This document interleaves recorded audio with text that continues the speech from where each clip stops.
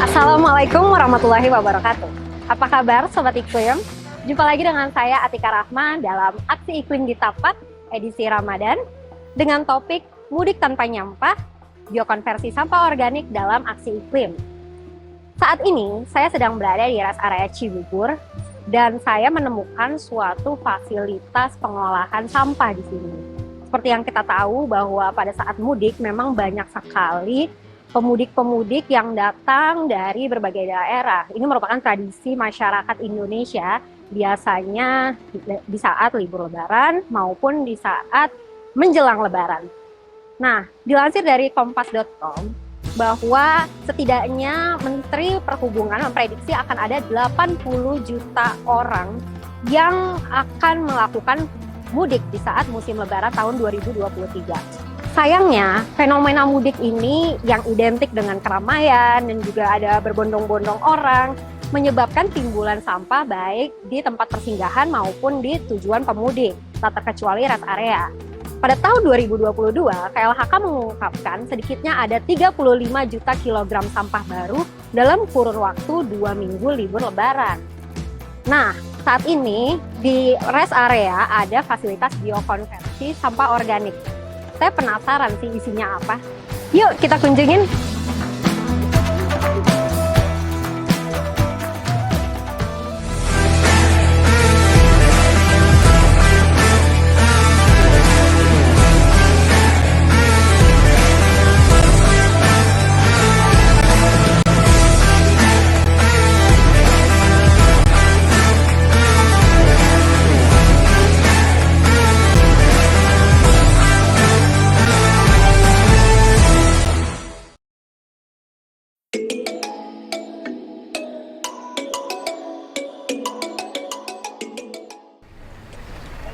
Selamat pagi Pak Hadi. Pagi, apa Baik, kabar? Pak. Saya baik Pak, alhamdulillah. Nah, beliau ini adalah Dr. Hadi Pasaribu yang merupakan figur intelektual produktif yang terus menelurkan pemikiran-pemikiran dan gagasan terkait lingkungan hidup dan kehutanan.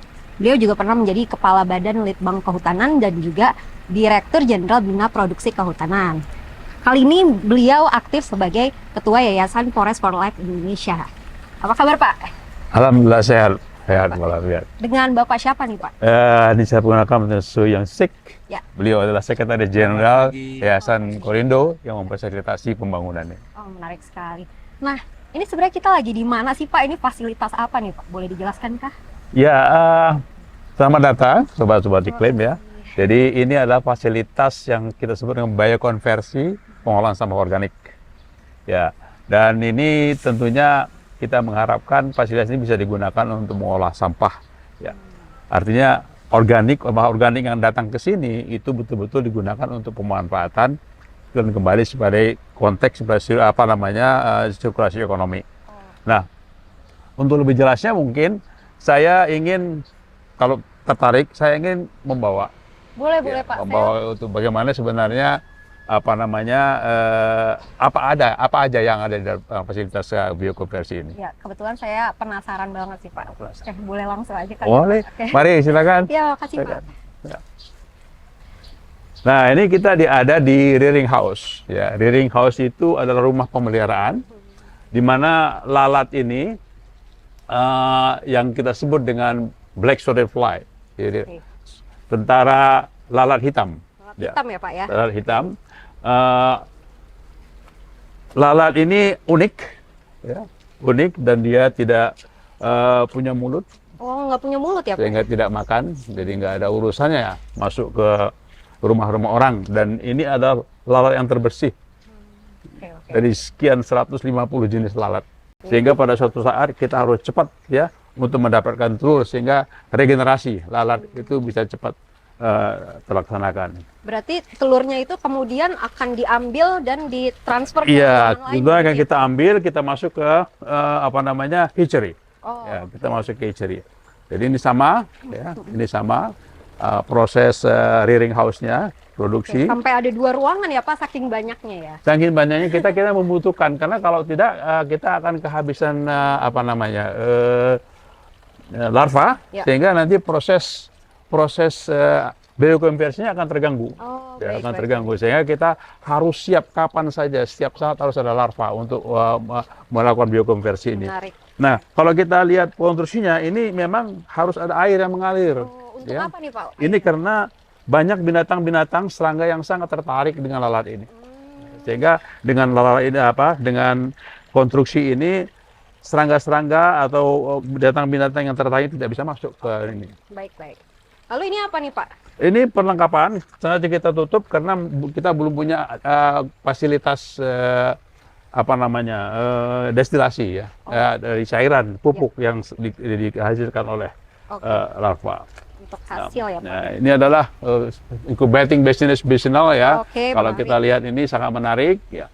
Pada akhirnya kita tidak mau fasilitas ini menjadi cost center. Betul. Jadi dia harus berjalan melalui sirkulasi bisnis. Nah, pada akhirnya kita akan menghasilkan suatu organic farm ya, Wah, yang menarik. panjang sehingga ini yang sekarang diminati oleh dunia ya, di mana bahan-bahan organik merupakan bahan-bahan sangat laku ya, baik itu untuk produksi makanan ataupun makanan-makanan lain. Betul, betul, betul. Menarik sekali. Nah, ini kita masuk di hatchery ya. Hatchery itu adalah penetasan. Nah, telur yang ada di sini, yang tadi sana kita masukkan, kita ambil ke sini Oke. dan kita masukkan ke sini. Nah, Wah, jadi telurnya ini yang ada di sini nih Pak ya? iya, ini kalau kita lihat telurnya sangat unik. Oh, Ya. Jadi si larva itu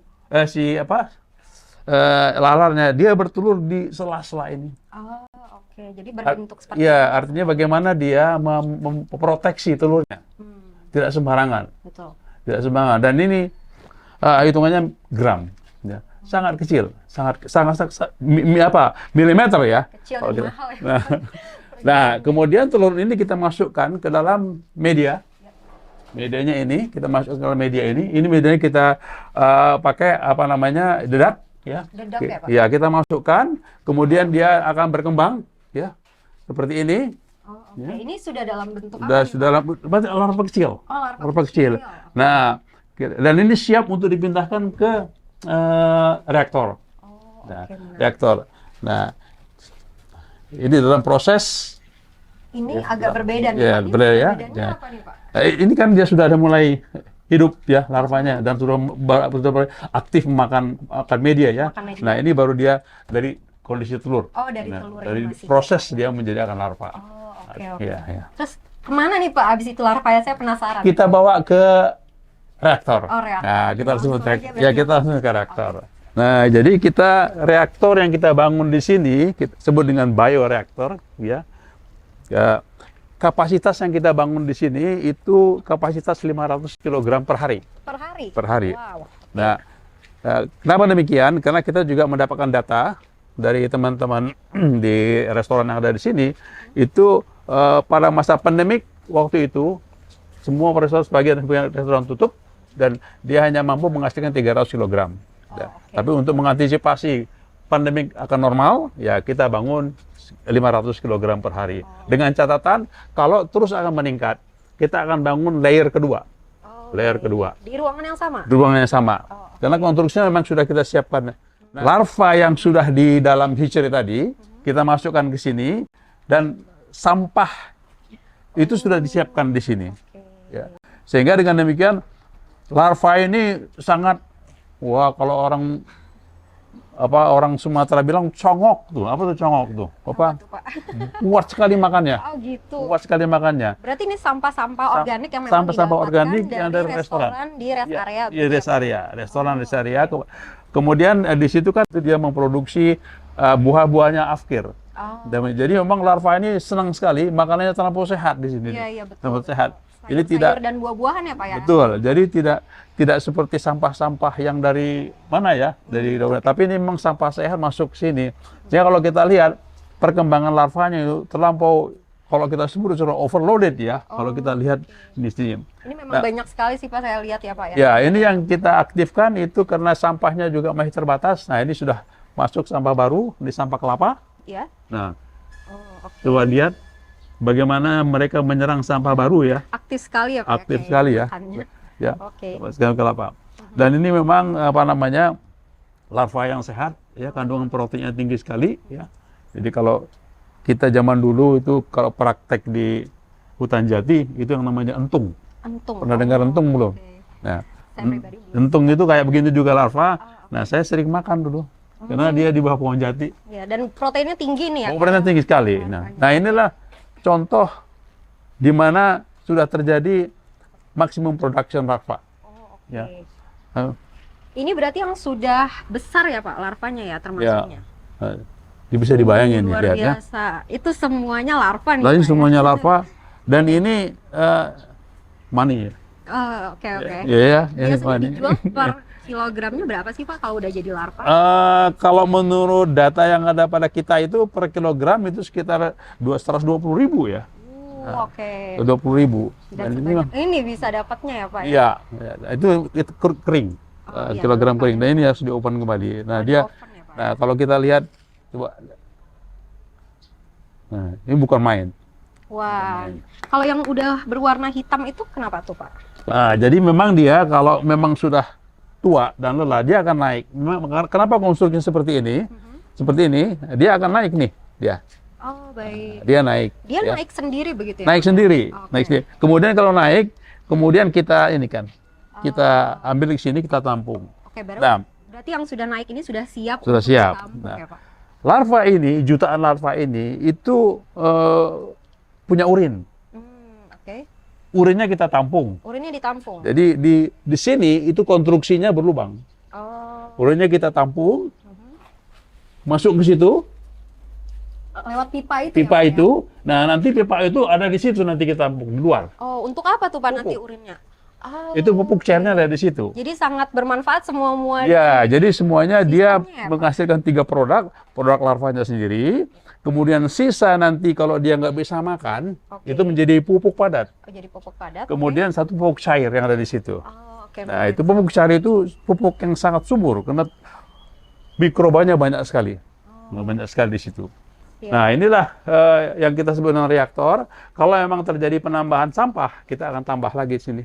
Oh, Satu layar jadi lagi. bisa tambah layer Nah, lagi ya Pak? Ini kelihatannya kita dapat berkesimpulan bahwa iklim di sini sangat cocok, Pak, untuk larva. Sehingga produksinya bagaimana tinggi ini.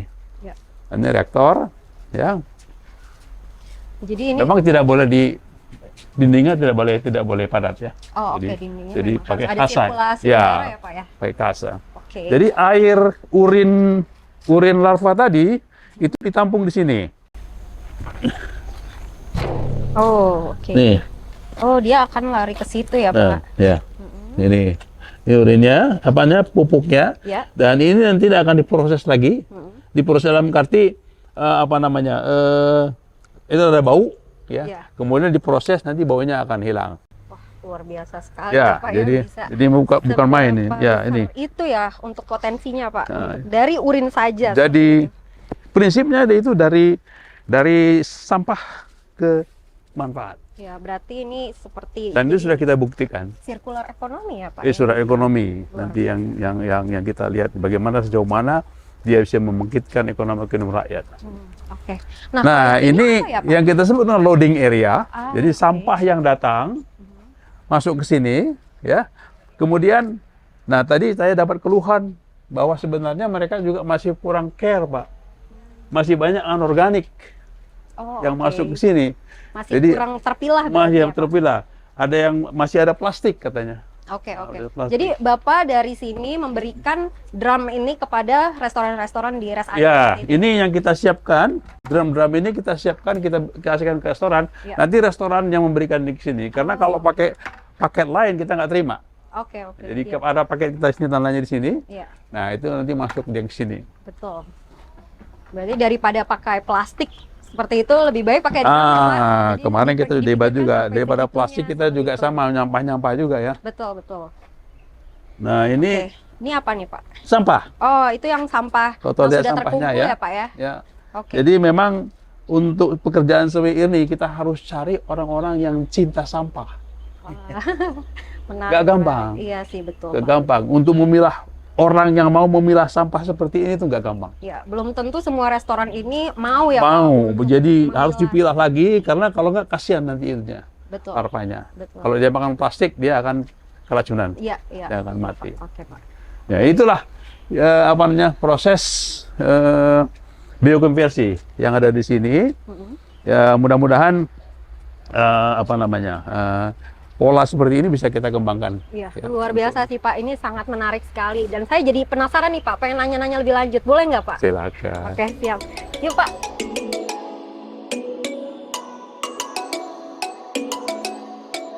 Ya, Iya. kita jalan-jalan, kita ngobrol. Halo, Halo, Badi. Boda, apa kabar Pak Baik, Prof? baik, Sehat-sehat. baik. Alhamdulillah, alhamdulillah Pak Su. Apa kabar Terima Pak kasih Su? Profesor Dr. Agus, Ya. Pak Pahan. Apa kabar Pak? Beliau ahli Alhamdulillah, BSS. baik, baik. Dan Iya, saya pikir nanti kita mendapatkan narasumber yang tepat untuk membicarakannya. Menarik sekali, menarik. Silakan dulu. Iya, Ayo iya. Pak, silakan. Ya, mari. Nah, Pak Hadi, terima kasih sekali nih saya sudah diundang untuk Sama-sama. bicara-bicara lebih lanjut terkait fasilitas yang ada di sini. Nah, tapi sebelumnya saya mau bertanya lebih umum nih Pak. Kalau di rest area ini, bagaimana sih Pak kondisi sampahnya? Dan juga bagaimana mereka pengelolaannya Pak di sini? Terima kasih Mbak Tika. Jadi rest area ini memang salah satu sumber sampah. Ya, prinsip kita mencari sumber. Nah, oleh karena itu kita bangun di sini. Nah, kondisi sampah di sini kalau kita lihat itu hampir 60-70% warung, ya, kemudian restoran, rumah makan. Jadi bisa kita simpulkan bahwa 60-70% adalah sampah organik. Oke. Nah, oleh karena itu sangat potensial untuk dikembangkan. Nah, pengunjung datang biasanya hanya untuk istirahat ya. Datang dia makan, kemudian jalan-jalan, kemudian ngisi BBM sambil ibadah ya. Nah, karena itu kita juga mengantisipasi biasanya pengunjung yang turun dari mobil itu bawa sampah, Oke. sampah-sampah organik, dan biasanya mereka masukkan ke tong sampah. Jadi memang sumber sampah ini tidak saja berasal dari restoran yang ada, tapi juga dari pengunjung-pengunjung yang ada. Oh, oke, siap. Nah, Pak, kalau misalkan saat musim mudik nih, Pak, bagaimana tuh, Pak, kondisi sampahnya?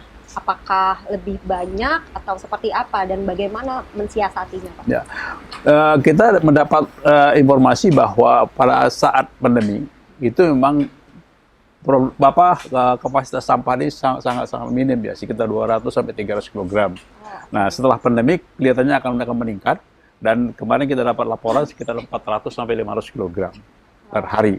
Oleh karena itu kita nggak ada masalah ya. Strategi kita banyak magot ya. Begitu sampah banyak datang, kita kerahkan magot-magot kita ya, anak buahnya Pak Agus kita kerahkan untuk makan sampah sebanyak-banyaknya.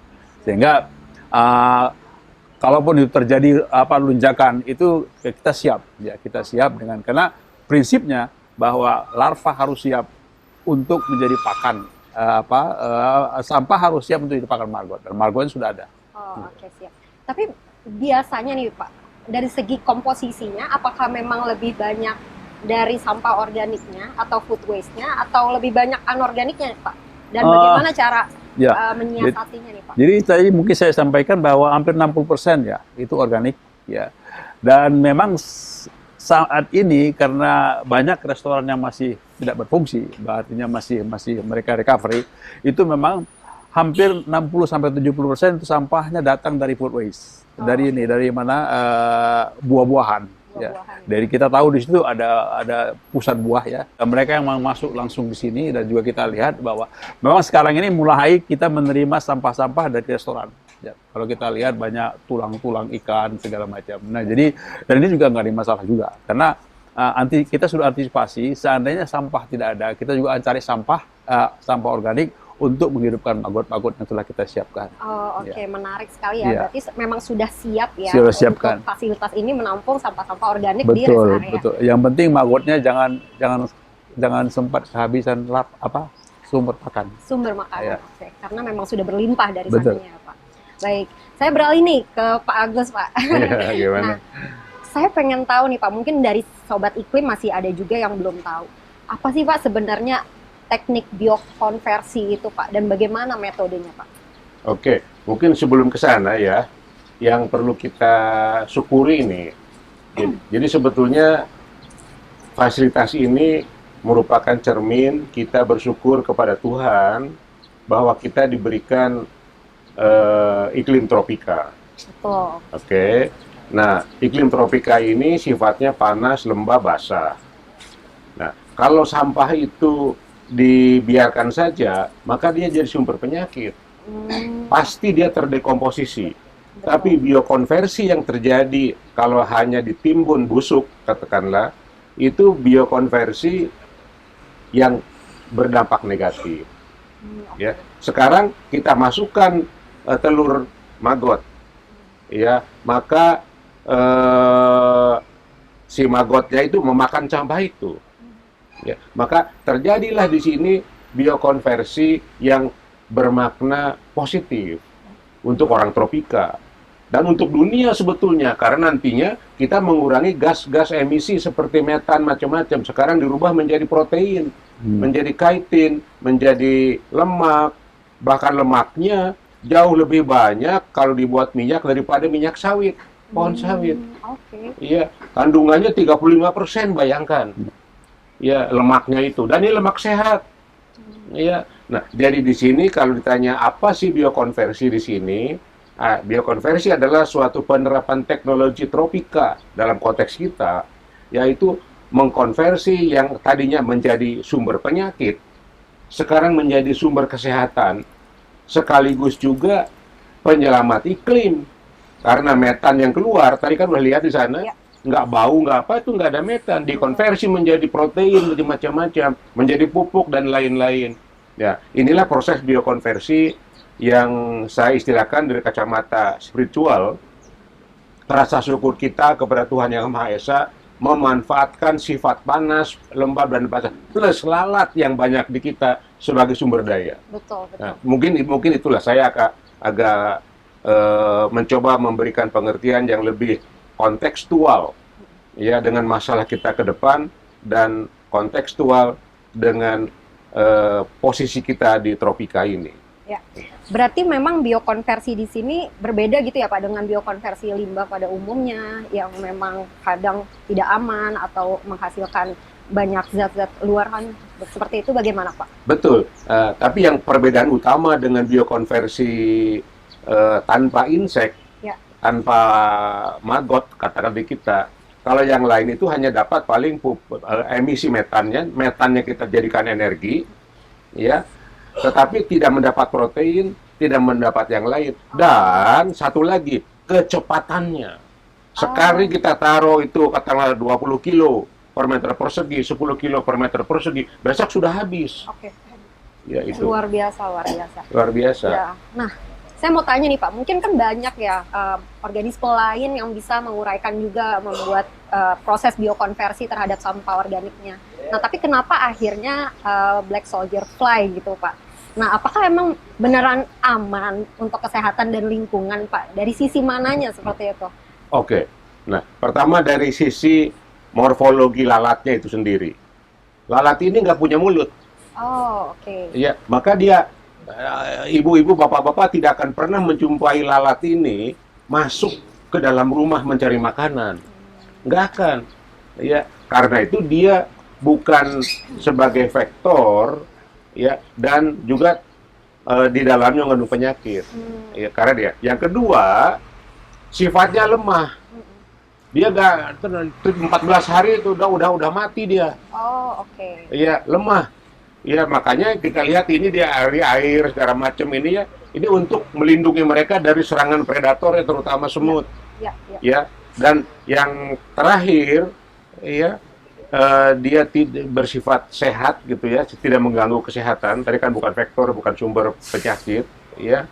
Juga dia banyak predatornya.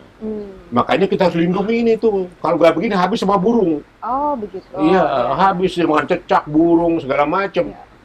Banyak hama. Iya. Oke. Tapi sebenarnya nih untuk BSF ini memang dia di fase larvanya yang ada mulutnya ya Pak berarti. Lalu di fase saat sudah jadi lalat dia makannya gimana tuh Pak selama 14 hari atau memang tidak makan?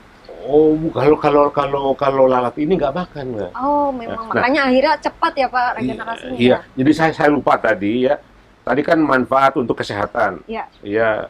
Sekarang manfaat ekonomi. Iya. Jadi kalau BSF itu punya kelebihan, ya, selain cepat siklusnya, selain dia punya kemampuan makan yang banyak dari sampah itu, dia hidupnya berkumpul. Jadi dia untuk dipanen mencapai skala ekonomi katakanlah, ya, itulah sifat dia karena suka berkumpul. Jadi satu wadah sekian puluh kilo dan satu lagi kita bisa self harvest. Oke. Yang dimaksud self harvest itu dia jalan sendiri, belum ke satu wadah tinggal kita angkat. Mandiri ya Pak ya dia. Nggak perlu kita ada labor ya, untuk memanen ya, memanen si larvanya itu, si magotnya itu. Ya. Oke. Nah, lanjut nih Pak. Tadi kan saya udah dikenalkan oleh Pak Hadi, Bapak dari Asosiasi BASF Indonesia ya Pak. Betul, nah, betul. Bagaimana sih Pak perannya dari Asosiasi BASF Indonesia terhadap fasilitas yang ada di sini? Oke, mungkin begini ya. Asosiasi BASF Indonesia ini belum besar ya. Ya, kita baru menginisiasi ini baru 2 tahun. Ya, oleh karena itu kita campaign sekarang, ya, campaign berkampanye bahwa untuk menyelamatkan tropika dalam kaitannya juga dengan dunia dalam perubahan iklim, ya, plus kebutuhan protein, plus kebutuhan pupuk dan lain-lain.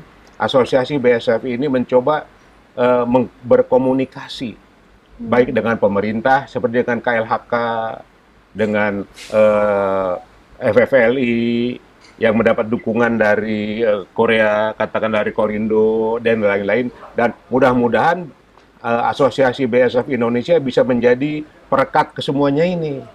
Oke. Ya, seperti FFLI misalnya atau di sini menjadi member kita lah katakanlah. Ya.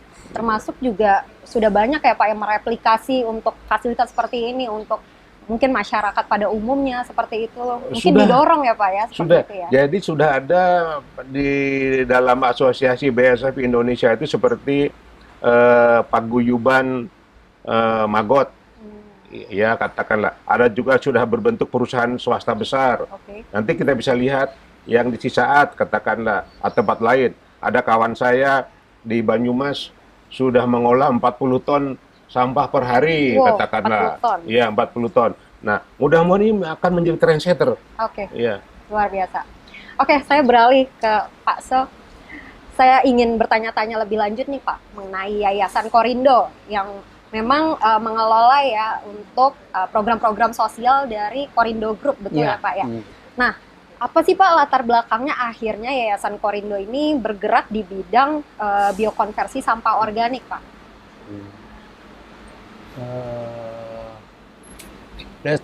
Lestariwa Cibubur-Skio ini diolah oleh PT Bima Aruna Marga Jaya.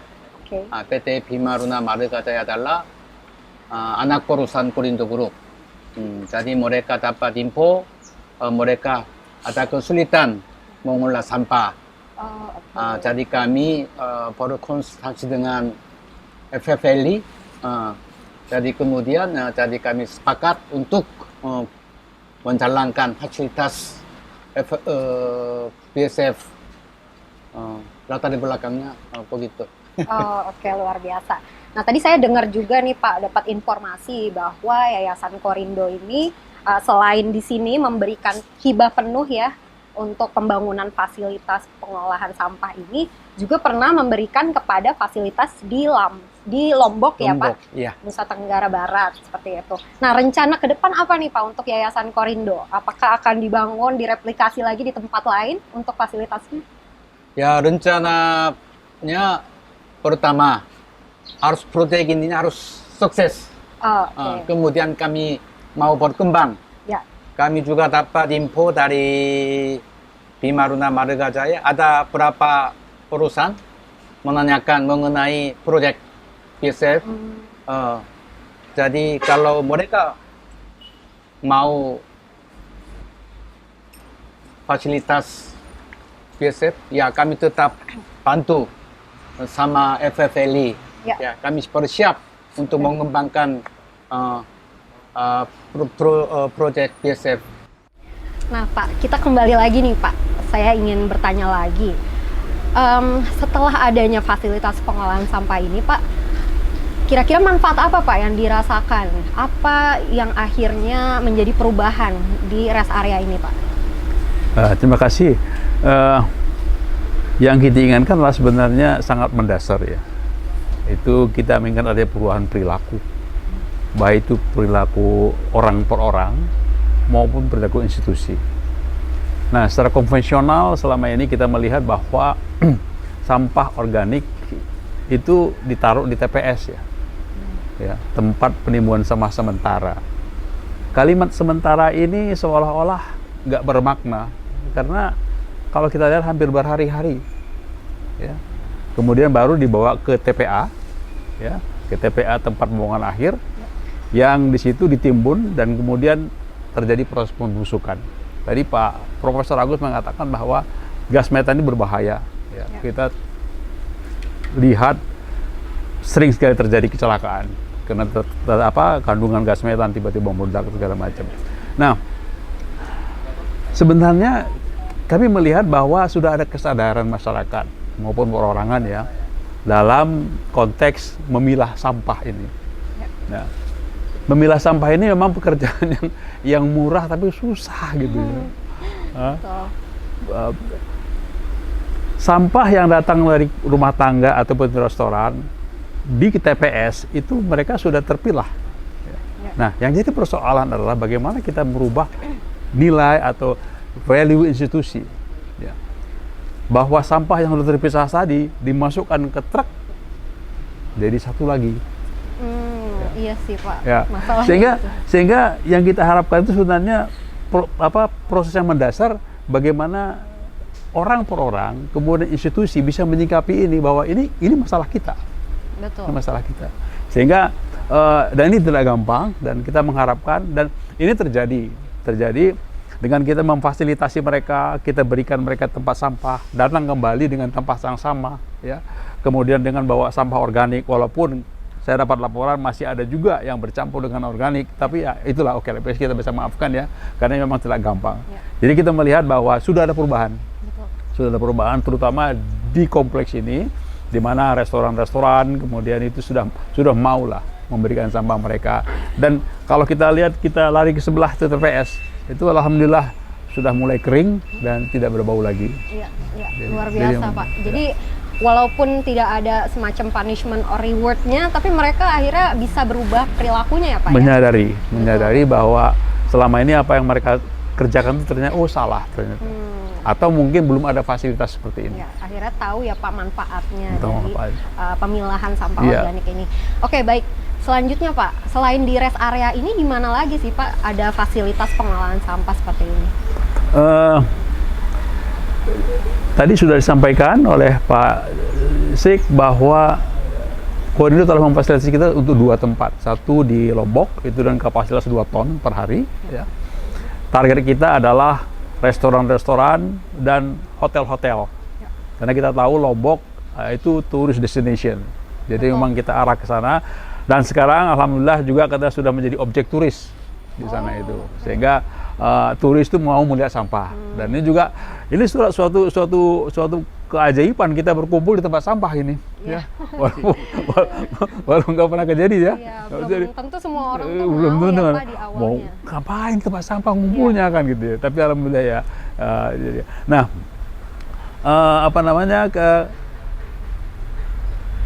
kita mengembangkan model ini untuk rest area.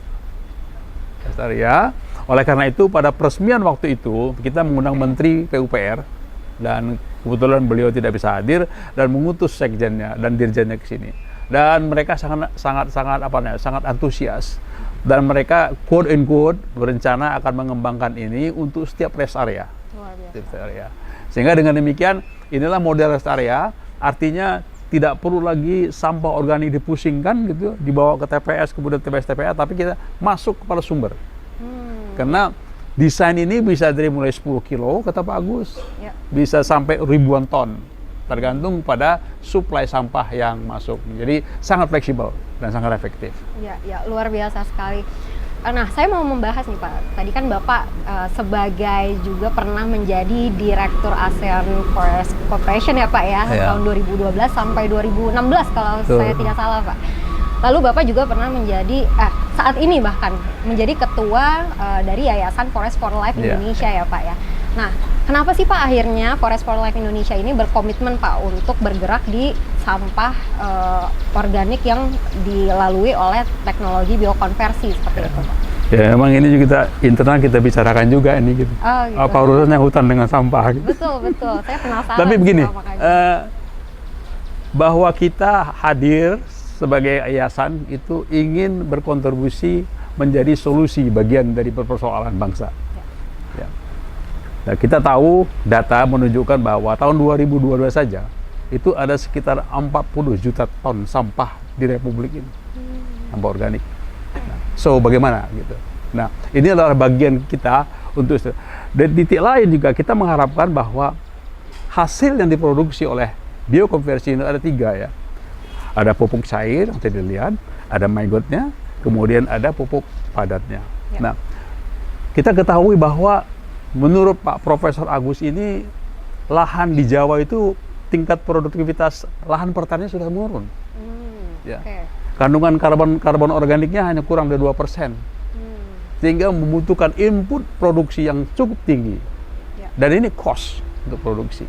Nah, kita mengharapkan juga lahan kritis yang kita ketahui sekitar 12 juta hektar. Ya. Itu juga memerlukan treatment yang unik ya, terutama lahan reklamasi bekas tambang. Nah, hasil analisa kita mengenai keampuhan daripada pupuk cair ini itu bisa menetralisir dan memungkinkan performa tumbuhan ya, kalau kita aplikasikan itu. Yang pertama, yang kedua juga kita menginginkan bahwa semua produk-produk pertanian ya, itu seperti ayam, kemudian ternak-ternak lain itu bisa memang kandungan proteinnya tinggi, dan maggot itu sudah membuktikan bahwa dengan dijadikan pakan ikan dan segala macam, dia memang sangat-sangat mengandung kandungan protein yang sangat tinggi. Ya. Jadi larinya ke sana. Kita ingin bahwa tekanan terhadap lahan hutan itu berkurang ya, dengan mengalihkan peningkatan produktivitas lahan pertanian melalui pemanfaatan pupuk cair dan pupuk padat yang dihasilkan oleh maggot. Ya. Ya. Jadi kalau ada 20 ton sampah saja, ya, katakanlah 10% bagus ya, 10% 2 ton, ya, 2 ton maggot yang dihasilkan, wah itu bisa bukan main. Dan 600.000 kilogram pupuk cair, dan itu bisa membuat pupuk berapa ribu hektar. Ini yang jangka panjang ya. Tapi alhamdulillah kita sudah coba skala kecil dan sangat berhasil. Ya. Itu mungkin. Luar biasa sekali sih memang ya Pak. Ya sangat bermanfaat dan juga memang nyambung ya Pak dengan semuanya, apalagi untuk aksi perubahan iklim, aksi pengendalian perubahan iklim gitu ya. Nah Pak Agus, saya kembali lagi nih Pak ke Bapak. Saya pengen membahas yang lebih makro mungkin ya Pak. Kembali berbicara manfaat. Apa sih Pak hubungannya manfaat ekonomi sirkuler dengan fasilitas pengelolaan sampah ini? Oke, sebelum ke sana tadi kan ada pertanyaan Pak Hadi mengenai kenapa orang hutan masuk ke maggot. Iya. Nah, kalau saya sederhana aja, ya yang belum ada yang ngurusin BSF nih, masuk wildlife ini. Bener sih Pak, betul juga ya, bisa. Lalatnya masih wildlife, cuma ada di urban katakanlah, urban wildlife.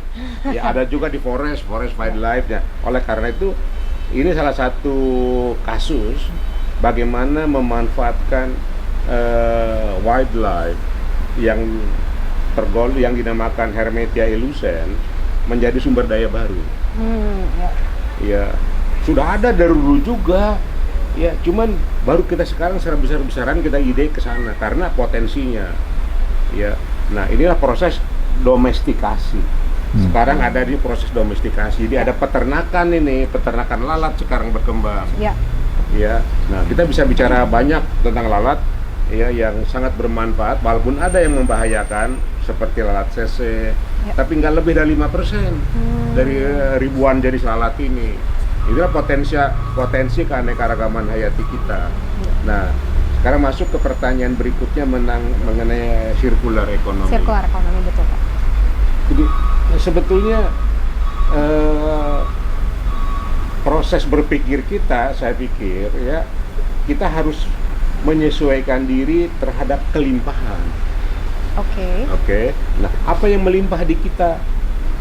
Sampah, ya Pak. Yang pertama sinar matahari. Oh, sinar matahari, oke. Tiap hari kita punya sinar matahari. Yang kedua akibatnya apa? Panas, lembab. Ya. Nah, sehingga semua gampang busuk. Iya, karena panas dan lembab ini. Nah, kemudian kita punya keanekaragaman hayati. Nah, oleh karena itu konstruksi berpikir adaptasi orang tropika, ya kita sekarang berikan contoh nih.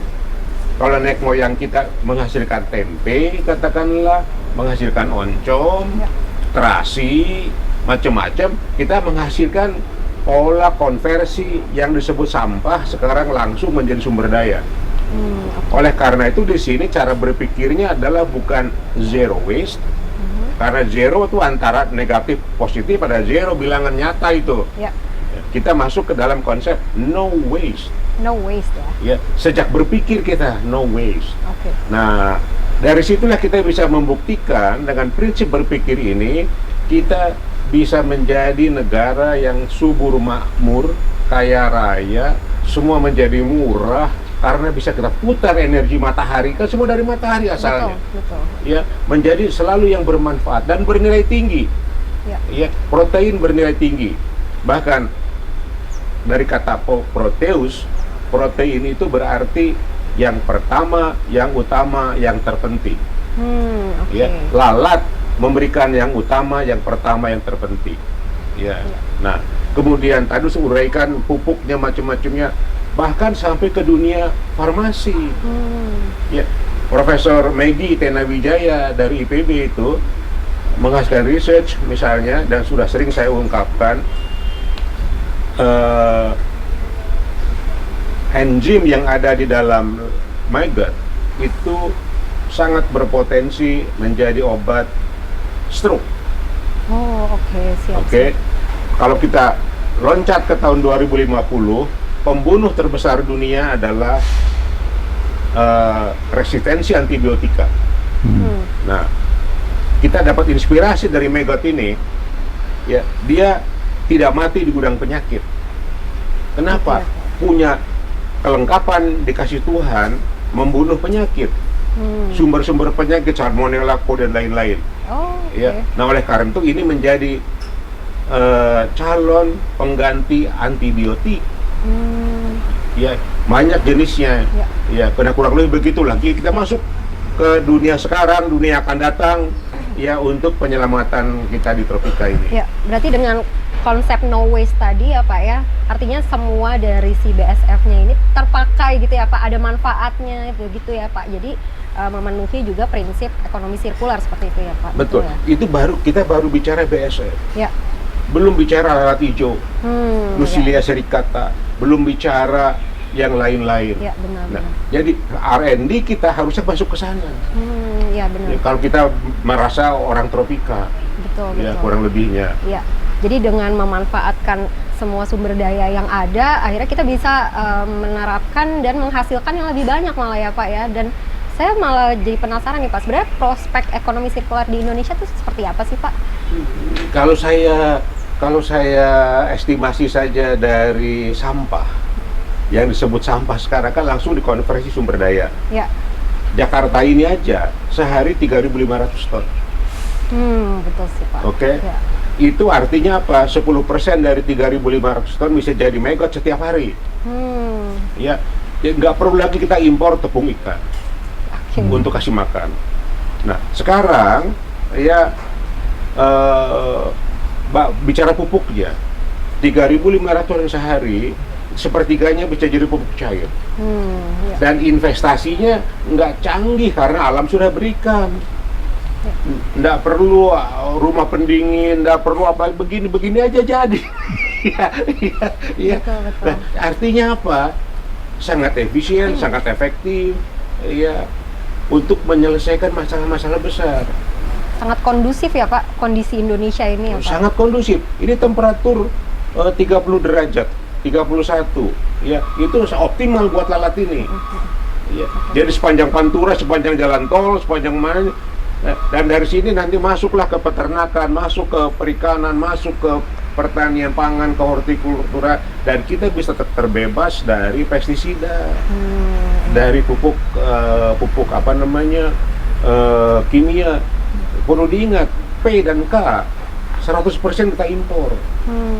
N menghabiskan gas 50% hanya untuk pupuk, padahal untuk industri kita perlukan.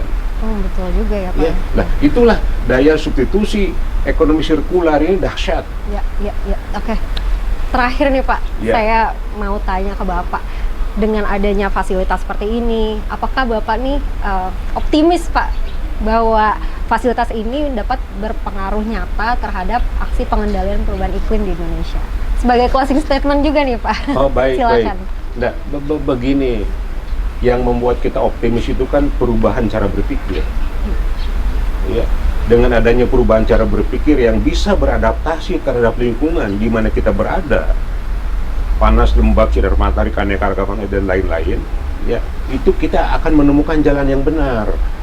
Ya, jadi secara fisik jelas bermanfaat, tetapi lebih bermanfaat lagi adalah perubahan cara berpikir, budaya berpikir dari bangsa kita, bangsa tropika ini. Ya. Yang sampai saat ini kita belum bisa melihat satu pun bangsa tropika bisa jadi negara maju, nggak ada. Karena kekeliruan dalam konstruksi berpikir. Iya. Nah, lalat ini memberikan inspirasi kepada kita, ya, lah makhluk yang dibenci sekalipun ciptaan Allah Subhanahu wa Ta'ala ternyata memberikan daya terobos ke depan, knowledge yang sangat penting buat kita. Mungkin ini. Iya, very insightful Pak. Pak Hadi, mungkin sebagai closing statement, apa nih Pak harapan Bapak untuk aksi pengendalian perubahan iklim Pak? Ya, mempertimbangkan segala manfaat ya daripada mudaratnya. Nah, saya pikir bangunlah ini sebanyak-banyaknya. Tidak perlu biaya yang besar, ya. Bisa dari mulai skala 1 kilogram sampai tontonan. Ya. Kenapa? Karena memang tidak ada jalan lain lagi. Tadi Pak Agus sudah mengatakan bahwa iklim kita itu memang iklim yang sangat unik, ya. Yang disebut dengan unidentified disease itu paling bahaya. Dan kita punya generasi ke depan masih juga kena kolera. Iya. Ini memang suatu suatu kemunduran berpikir ya. Dan seharusnya dengan ini itu bakteri-bakteri yang membahayakan sudah tidak ada lagi. Yang pertama. Yang kedua, kita akan tidak tergantung lagi ya dengan itu.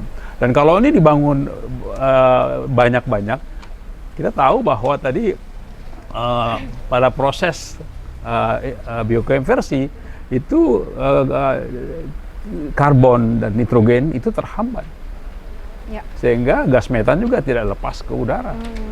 Nah, jadi nyata gitu loh. Ya, tidak perlu kita sibuk ya mengurangi segala macam. Jadi saya menginginkan bangunlah sebanyak-banyaknya pemerintah, mari kita bantu ya. Silakan saja karena ini not complicated technology. Ini very simple ya. Sehingga siapapun bisa buat dan saya yakin insyaallah semoga bisa berbuat lebih banyak lagi untuk bangsa dan negara ini. Amin. Amin. Wah, luar biasa nih ya. Iya Pak, silakan untuk closing statement-nya. Terima kasih atas kunjungan proyek fasilitas ini. Kami Yayasan Korindo akan berupaya mensukses proyek ini kerjasama dengan FFLI. Ya, bisa percaya Yayasan Korindo.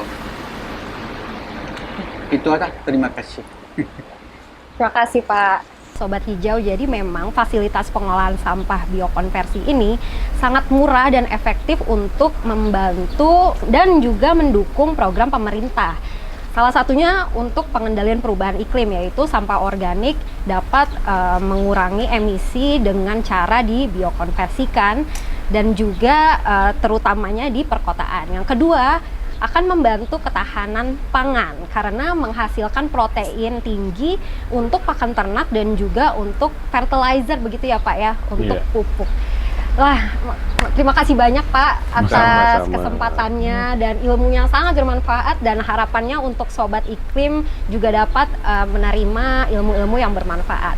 Sekian, terima kasih. Assalamualaikum warahmatullahi wabarakatuh. Waalaikumsalam. warahmatullahi wabarakatuh. Dah. Selamat mudik ya. Selamat mudik. Selamat mudik ya. Selamat mudik.